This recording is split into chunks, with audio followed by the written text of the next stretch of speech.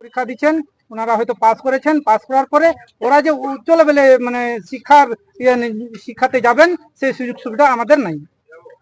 মানে কারণ হয়তো আমরা দেখছি আমাদের মানে আমরা সাঁওতাল আদিবাসী, আমাদের যে একটা লিপি আছে সেটা লিপি হচ্ছে সাঁওতালি অলচিকি লিপি। সেই লিপি দিয়ে আমরা লেখাপড়ার সুযোগটা হয়তো সরকার স্বীকৃতি দিয়েছেন, কারণ আমরা ঠিকঠাক হয়তো শিক্ষার সুযোগটা আমরা পাচ্ছি না।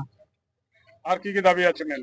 আরো আমাদের মেন দাবি হচ্ছে আমাদের পীরগাঙ্গি রামপুরে সাঁওতালি মিডিয়ামের মানে স্কুলটা স্থাপিত হোক, সেটা আমাদের দাবি। আর আমাদের আসল দাবিটা হচ্ছে যে আমাদের যে আমরা সাঁওতাল আদিবাসী যে মাঝি বাবার ব্যবস্থাটা আছে সেই ব্যবস্থা থেকে আমাদেরকে বঞ্চিত করা হচ্ছে। কারণ আমাদের যে মাঝি বাবা আছে, মাঝি বাবার যে ব্যবস্থা আছে সেই ব্যবস্থার মধ্যে আমাদের সাঁওতাল সমাজের মধ্যে যদি কোনো সমস্যা যদি হয়ে থাকে সেটা হচ্ছে আমাদের মাঝি বাবা সমস্যাগুলো সমাধান করে থাকেন। কারণ অনেকেই দেখছি আমাদের থানা কোর্টে আমাদের কেসগুলো যাচ্ছে, সেখান থেকে যারা থানাতে আমাদের কেসগুলো হাতে নিচ্ছেন তারা কিন্তু মানে অনেকে